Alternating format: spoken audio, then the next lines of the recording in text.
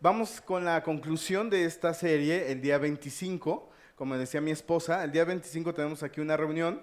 La iglesia va a hacer ponche y galletitas para aquellos que puedan estar con nosotros. 25 a las 6 de la tarde viene el pastor Alex Hernández de Cancún, así es que vamos a poder recibir un mensaje. Todos los que puedan, aquí los esperamos a las 6 de la tarde, amén. Y bueno, el tema de esta tarde yo lo titulé Sucesos que transforman.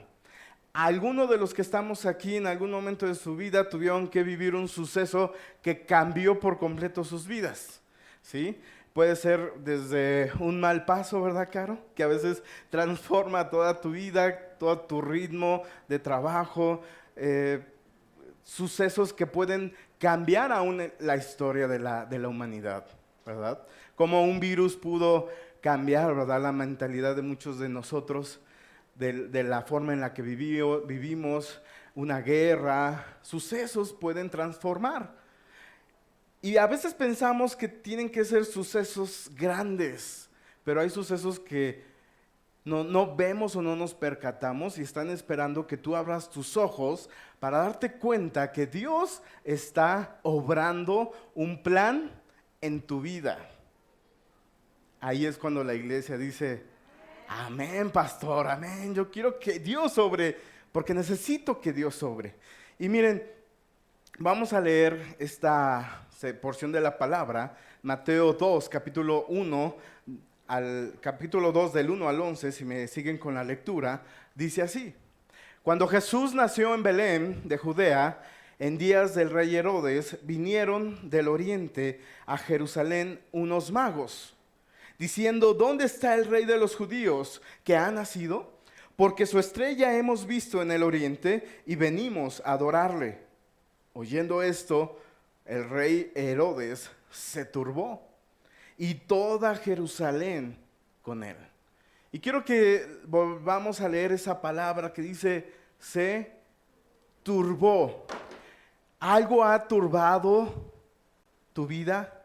¿Algo ha llegado con violencia? Porque esta palabra es algo similar.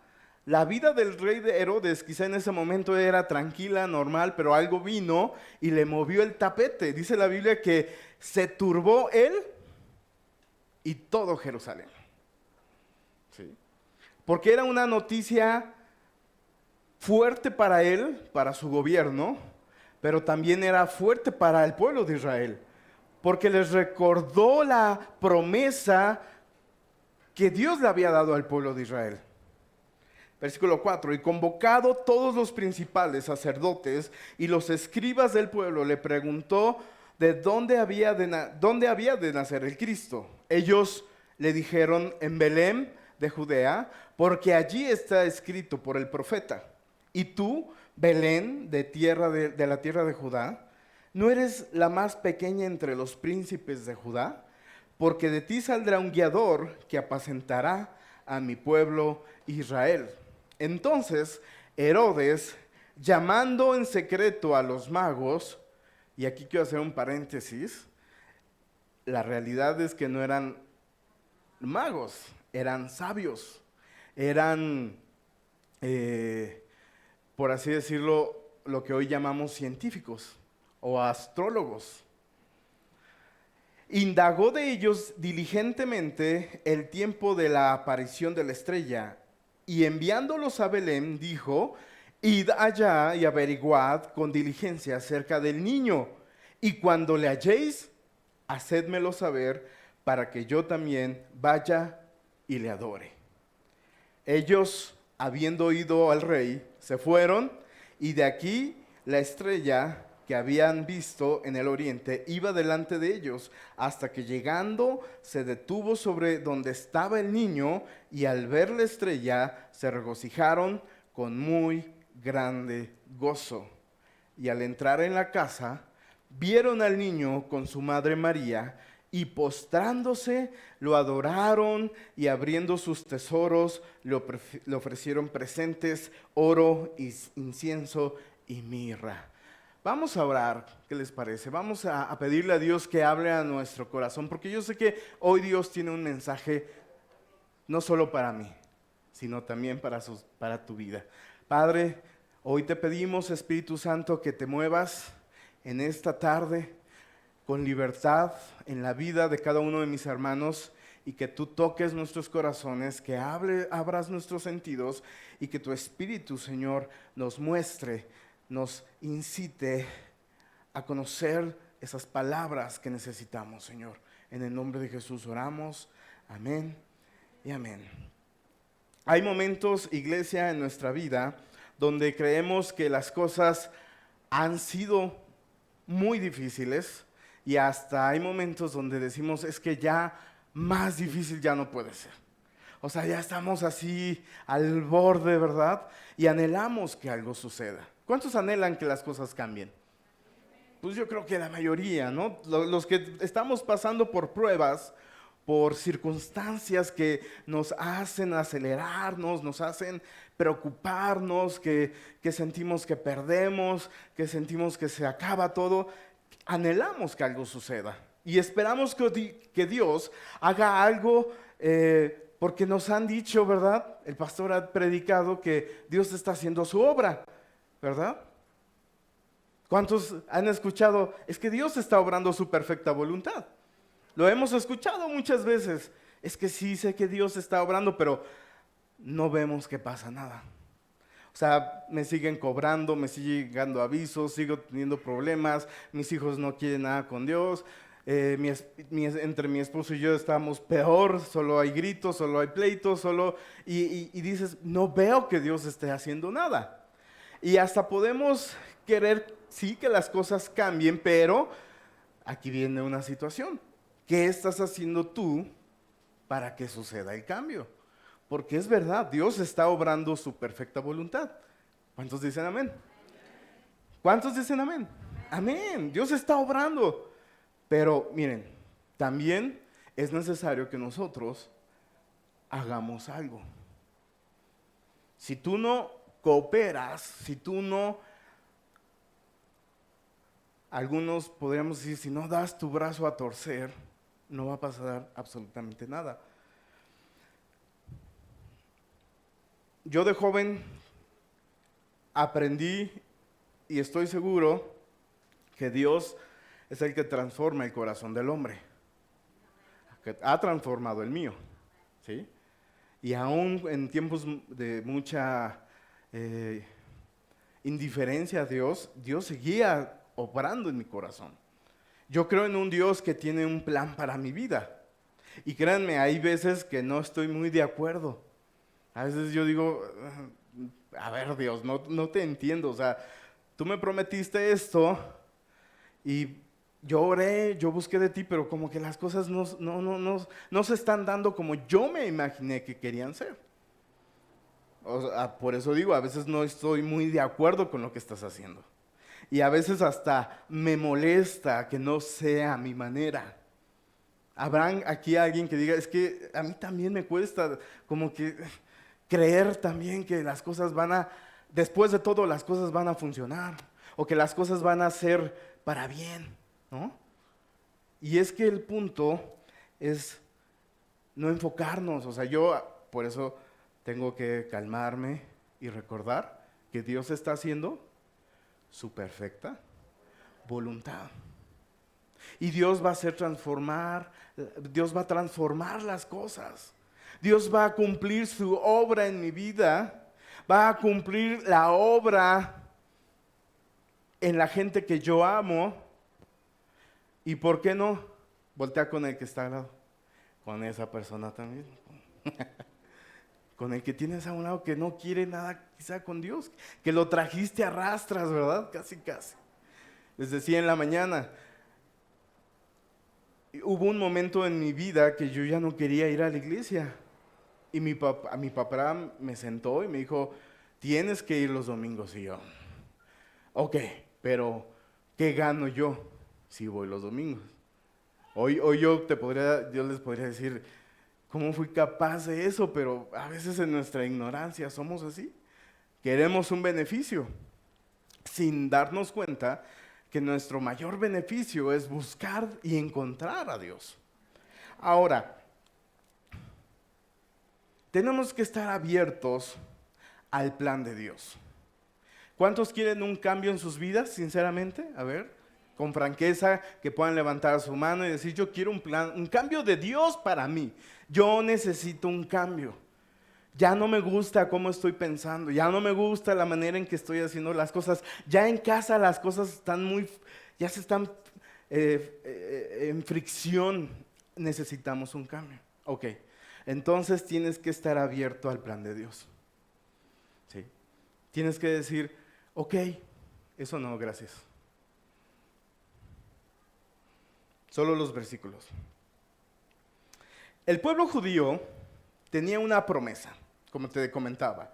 El pueblo tenía la promesa de un Mesías, de un Salvador, de un libertador, de un rey.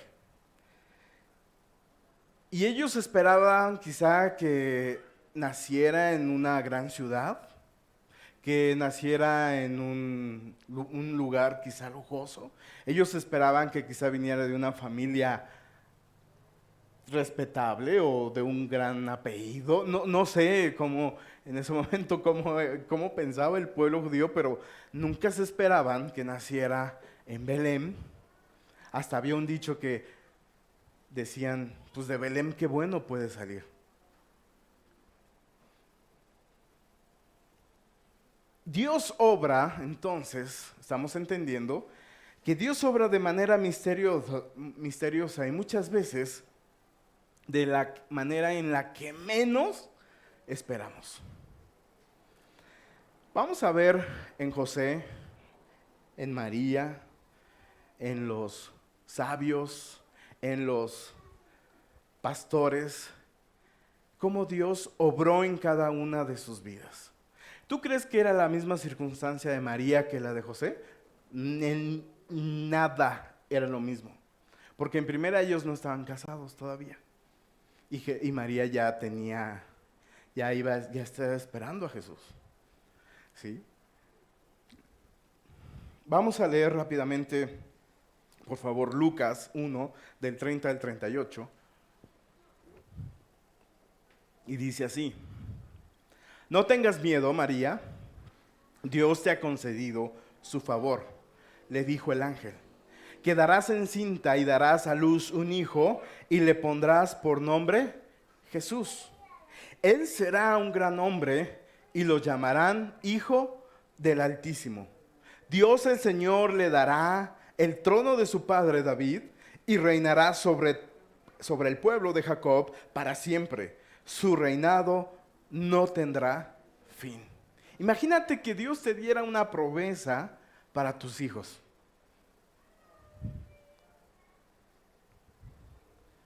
Piensa, ¿cuántos aquí son papás? La mayoría. Y que te dijera, yo tengo una promesa para tus hijos. Van a hacer esto, se van a dedicar a esto. Dios los va a poner en un alto mando, Dios les va a dar negocios, Dios les va a prosperar para que mi nombre, ¿verdad?, se vaya por universidades, ¿verdad?, se nombre en altos puestos de gobierno. Y así te da una promesa. Y tú dices, Dios, ni siquiera quiere acabar la secundaria, pastor. O sea, no, ya dejó la carrera. ¿No? No, mi esposo, que va a andar compartiendo de Jesús. La promesa que Dios le hace a María era de un Salvador a través de ella, que iba a reinar, que iba a libertar. Y vamos a ver qué responde María. Lo primero se oye bonito, ¿verdad? Porque dice, pues sí, Dios, gracias, ¿no? 34. Y dice, ¿cómo podrá suceder esto?, le preguntó María al ángel, puesto que yo soy virgen. Pues sí, es una obvia pregunta, ¿no? El Espíritu Santo vendrá sobre ti y el poder del Altísimo te cubrirá con su sombra. Así que al santo niño que va a nacer lo llamarán Hijo de Dios. Yo creo que en ese momento le sintió María como un balde de agua helada, pienso yo, porque ya no era normal la promesa. Ya se salía, ¿verdad?, de su capacidad. el Hijo de Dios. Ok, Espíritu Santo, Hijo de Dios, Salvador, Redentor. ¿Qué onda, Dios? ¿Es un mal sueño? ¿Qué me metí? La gente que no tiene a Cristo podría hasta burlarse de esto, ¿no? De nosotros. Pero yo te quiero decir una cosa. Versículo 36. También tu pariente Elizabeth va a tener un hijo en su vejez. De hecho, la que decían que era estéril ya está en el 6º mes de embarazo. Porque para Dios, ¿qué dice? Porque para Dios, si tú puedes decir, y hasta te sientes así emoción porque dices, ay, hasta para Dios no hay nada imposible. Primero tienes que creer en el nacimiento de Jesús, que vino por obra del Espíritu Santo, ¿sí? Y que Él es el Hijo de Dios, para poder entender, porque para Dios no hay nada imposible. No sé si me explico, o sea, va todo de la mano. La promesa sobre algo sobrenatural en su vida iba a traer la salvación al mundo. Ahora, ¿por qué a nosotros nos cuesta tanto trabajo creerle a Dios? Creer en medio de la prueba, creer en medio de la situación que se está quebrando. ¿Por qué nos cuesta aplicar el versículo 37 a nuestra vida? Porque para Dios no hay nada imposible. Muchos dijeron, sí, yo quiero que las cosas cambien. Y yo te puedo decir, para Dios no hay nada imposible. Pero tienes que creer en el Hijo de Dios. Tienes que creer que Él vino a esta tierra a dar su vida por ti y por mí, y que Él está dispuesto a obrar en tu corazón, obrar en tu problema, obrar en tu vida. Versículo 38. Aquí tienes a la sierva del Señor, contestó María. Que Él haga conmigo como me has dicho. Con esto el ángel la dejó. Yo te quiero decir una cosa. Que si tú quieres que Dios haga su obra en tu vida, tenemos que ser como María. Y decirle a Dios, que Él haga conmigo como tú quieras, Dios. Eso no solamente decirlo, sino creerlo. Dios, haz tu voluntad en mi vida. Haz tu voluntad porque yo también quiero hacer tu voluntad. Y es lo que vamos a ver ahora. María creyó, ¿estamos de acuerdo? María no entendía el proceso, los procesos de Dios no son entendibles, los procesos de Dios cuesta trabajo entender por qué si estamos buscando y orando a Dios, cuando más necesitamos algo, sucede todo lo contrario.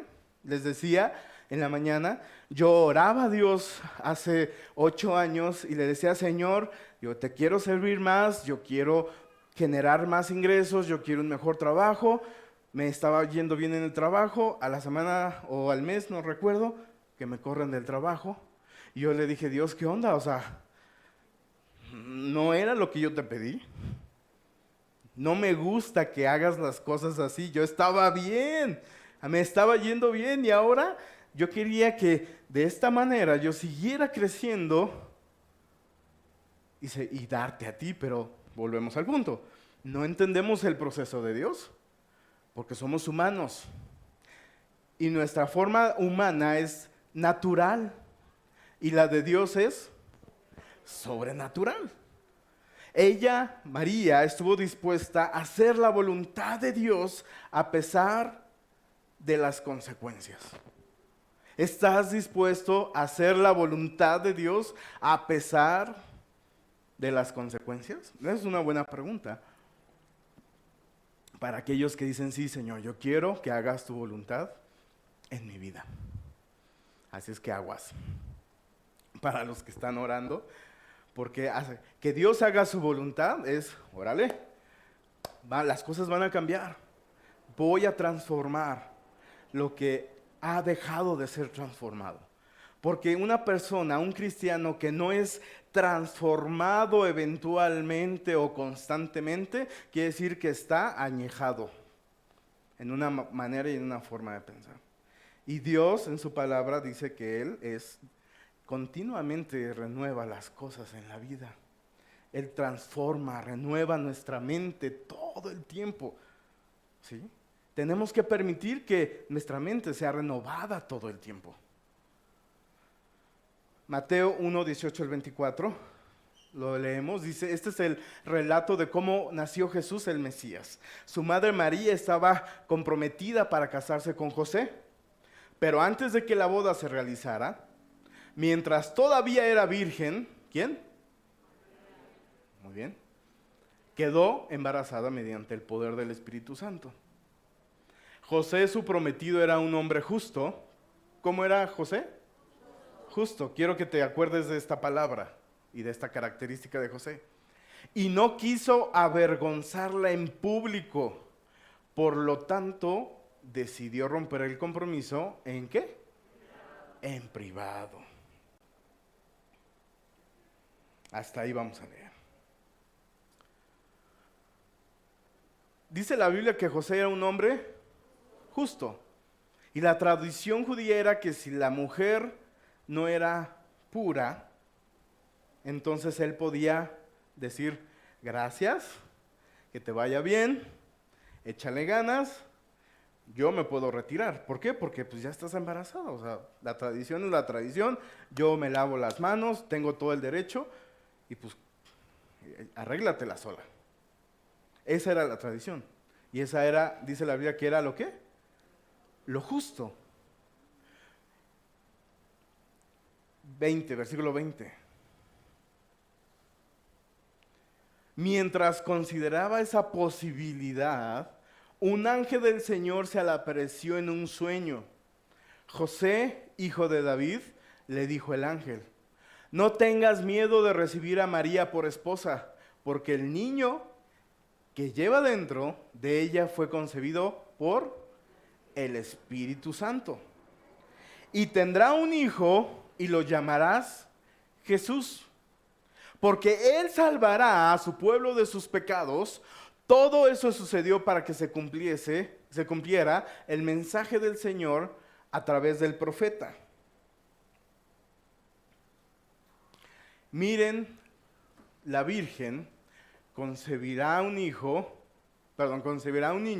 dará a luz un hijo y lo llamarán Emmanuel, que significa Dios está con nosotros. Cuando José despertó, hizo como el ángel del Señor le había ordenado y recibió a María por esposa. Y ahí, si te fijas, puse de un color diferente una palabra. Hizo. En pocas palabras, lo que sucede con estos dos personajes de esta historia es que María, ¿qué hizo? ¿Qué hizo María? María creyó. ¿Sí? ¿Y qué hizo José? Obedeció. ¿Sí? Aquí la cuestión es que muchos de nosotros luchamos constantemente con los procesos de Dios. No nos gustan los procesos de Dios. Entonces, José no entendía la manera en la que Dios haría las cosas, pero hizo algo. Dejó de cuestionar a Dios. Y eso es lo que tú y yo tenemos que aprender a hacer. Dejar de cuestionar cómo hace Dios las cosas.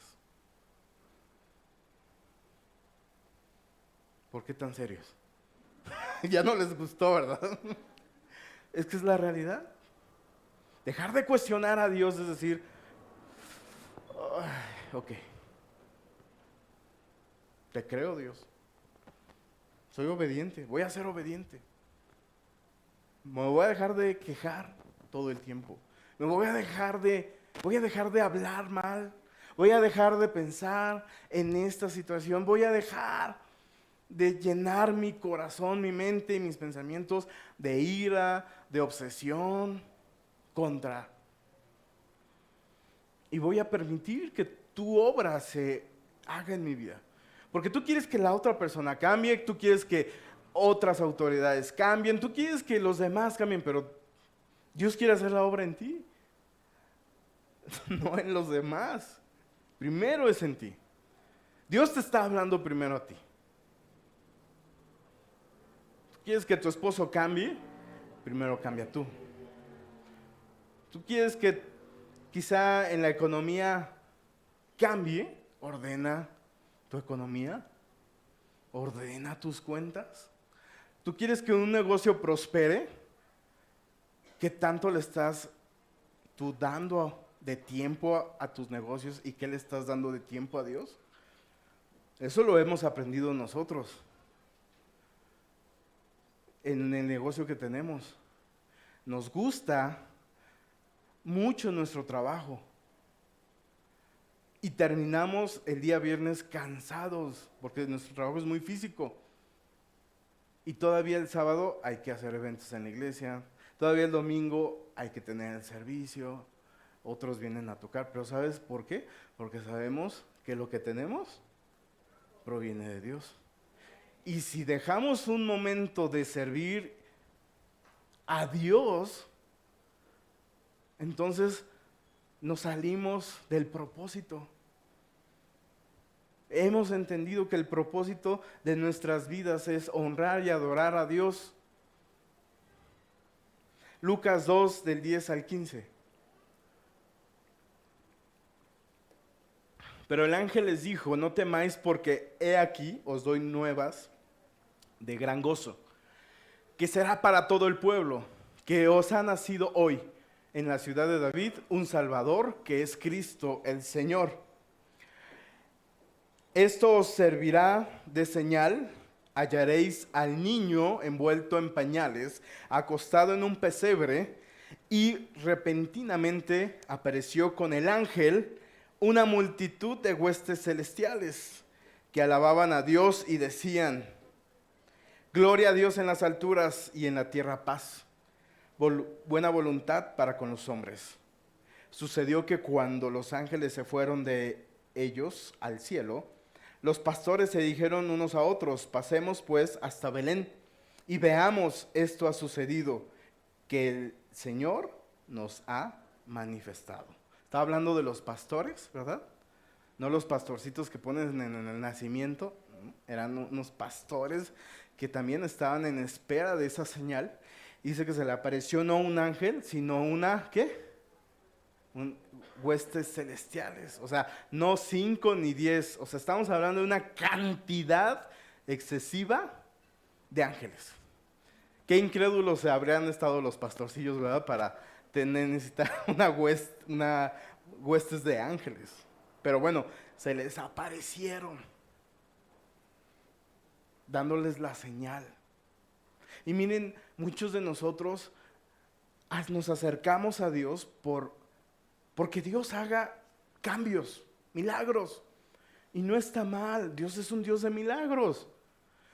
Lo vimos cuando Jesús predicaba a las multitudes, pero mucha gente necesitaba alimento, ¿verdad? Y hasta uno de los apóstoles les dijo: ¿qué les vamos a dar de comer? ¿Y qué hizo Jesús? Multiplicó panes, multiplicó peces, y después de eso les dio de comer, y después de eso quizá les compartió, o primero les compartió como ahorita, y después se multiplicaron los guisados que trajeron, ¿verdad? Pero ¿qué pasó después de esa multitud? Se fueron. ¿Cuántos se habrán quedado? Pues yo creo que los 2 y unos cuantos. Y eso pasa muy seguido en la iglesia. O sea, en la iglesia cristiana en general. Sucede el milagro, ¿y qué crees que sucede después? Se enfría la gente y se va. Y Dios no quiere eso de nosotros. Dios no quiere eso. Dios no, o sea, Dios puede hacer milagros, sí, muchos en tu vida, en mi vida, pero es mejor conocer al Dios de los milagros. Es mejor saber y tener siempre ese contacto, esa comunión con el Dios que hace los milagros. Y no quedarnos solamente con la experiencia del Dios de los milagros, o asombrarnos con los milagros de otra persona. Porque a veces dices, wow, o sea, escuchas testimonios de gente y dices, órale, ¿no? Wow. Pero ¿por qué no experimentar milagros nosotros? Conocer a Jesús personalmente nos va a llevar a eso. Recibir un milagro te bendice. Pero conocer a Jesús te transforma para siempre. Te transforma. Mateo 2, del 9 al 11, se va preparando el grupo de alabanza, por favor. Dice, después de oír al rey, siguieron su camino, y sucedió que la estrella que había visto levantarse iba delante de ellos hasta que se detuvo sobre el lugar donde estaba el niño. Al ver la estrella se llenaron de alegría. Cuando llegaron a la casa vieron al niño con María y su madre y postrándose lo adoraron. Abriendo sus cofres le presentaron como regalos oro, incienso y mirra. Estos sabios pudieron haber mandado, yo pienso, ¿verdad? Si existía el Uber, ¿verdad? El Uber Box, ¿verdad? Ahí te mandamos, María y José, un regalito, ¿verdad? Ya no fuimos al baby shower, pero ahí está el oro, el incienso y la mirra, ¿verdad? Y se lavan las manos y no. ¿Qué hicieron estos magos? Fueron, lo conocieron. Lo importante de esto es, ¿qué le estás dando tú a Dios? Se viene el próximo año una celebración que nosotros empezamos a hacer hace 4 años, Anita, no me acuerdo. 4 años en la que nosotros como iglesia damos lo primero y lo mejor de nuestras vidas, que son las primicias. ¿Por qué lo hacemos? Porque hemos entendido que Dios es merecedor de lo primero y lo mejor. Y van a decir, ya salió el clavo, la lana. No, hermanos. Eso es secundario. Cuando tú primero le das tu vida, tu corazón, Dios después te muestra qué tienes que darle a Dios. Tu tiempo, tu corazón, tu servicio. Y si tú quieres ir más allá de lo sobrenatural económicamente, lo económico. Pero hemos aprendido que para poder entender qué darle a Dios, nosotros ayunamos. Porque es muy bonito decir a la gente, darle lo primero y lo mejor, pero ¿qué si tú tienes un conflicto en tu carne y con el espíritu? Porque Dios te puede decir, yo quiero que sirvas, pero tu carne no quiere servir. Primero tienes que ayunar para que puedas estar en comunión con el Espíritu, en oración, y que Él te muestre, porque nosotros hemos aprendido que cuando tú le haces una promesa a Dios, tienes que tener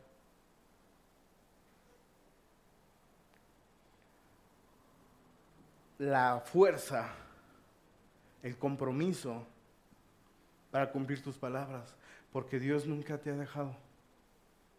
Tienes que aprender también a servir. No podemos ser una iglesia donde siempre sirvamos los mismos. Ya no podemos. Y menos cuando nos mudamos de este lugar. En verdad, créanme, nosotros lo proclamamos, nosotros lo creemos, que los 2 servicios en poco tiempo se van a tener que ir a 3 servicios. ¿Sí? 3 servicios. Queremos no nada más llegar al punto en el que decimos, hay 2 salones nuevos para los niños. No, queremos un auditorio para jóvenes arriba, un área para más salones para niños. ¿Por qué? Porque esa es nuestra visión, que viene a través de Dios. Pero para eso se necesitan más gente en el kiosco, más gente dando clases, más gente en la alabanza, más gente en la cabina de audio, necesitamos más gente.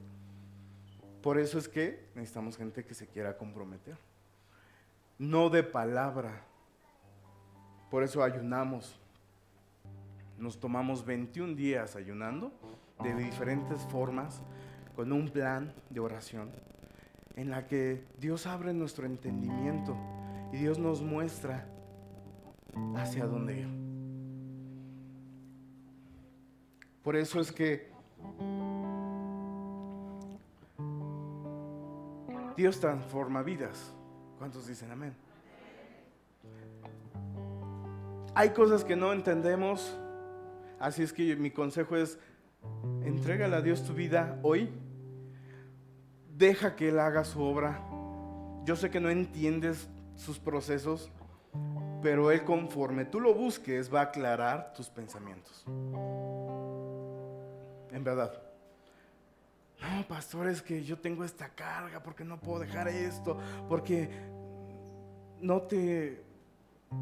ahorita no te malviajes. Deja que Dios ponga en orden todas las cosas. Deja que Dios traiga tranquilidad y paz y te demuestre y que te haga entender. Dios transforma vidas, iglesia. ¿Sí?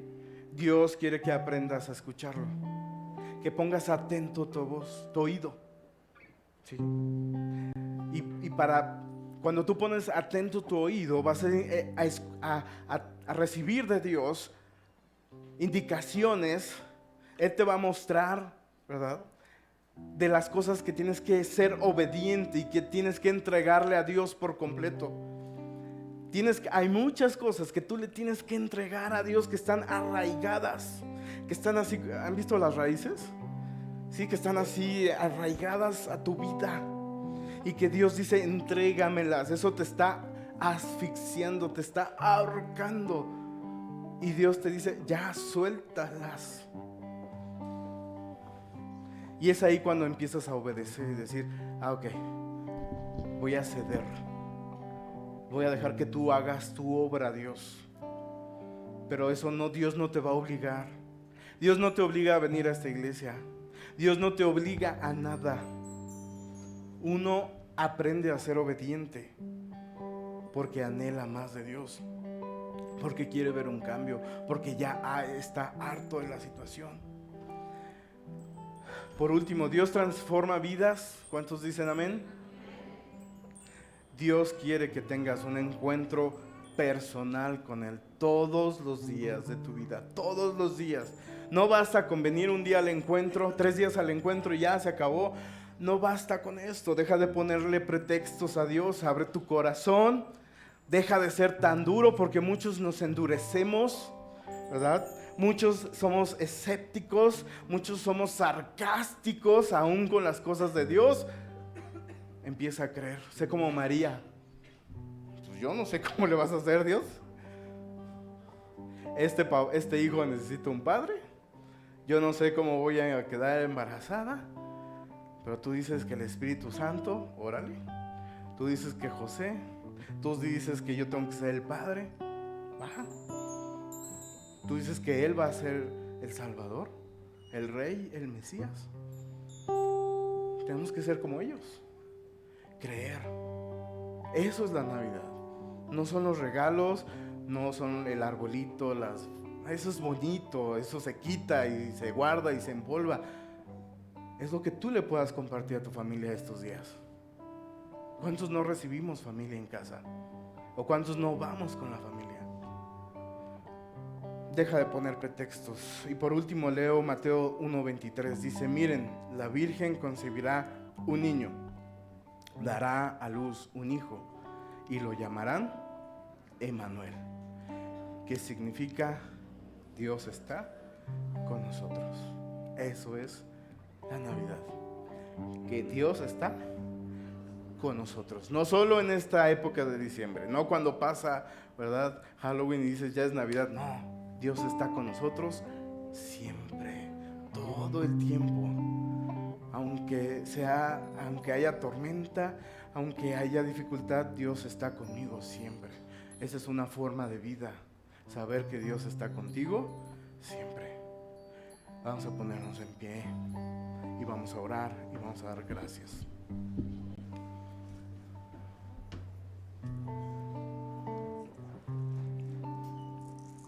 Tú tienes hoy la oportunidad de, con un corazón agradecido, hoy decirle a Dios con tu voz: gracias, Dios. Gracias, aunque no entiendo, tus procesos, no entiendo la manera en la que estás haciendo las cosas, aunque me duele, aunque me causa incertidumbre, aunque me causa dolor, aunque me causa a veces temor. Yo te doy gracias porque sé que mi vida está en tus manos, Dios. Y sé que mis hijos están en tus manos, sé que mi familia está en tus manos, sé que mi economía está en tus manos, sé que mi trabajo, mi casa está hoy en tus manos. Porque sé que tú, Emmanuel, Hijo de Dios, estás con nosotros y no nos vas a soltar y no nos vas a dejar nunca, Señor. Ayúdame a ser obediente, ayúdame a doblar mis rodillas delante de ti, clamar a ti, conocerte más, Dios, y conocer tu voluntad.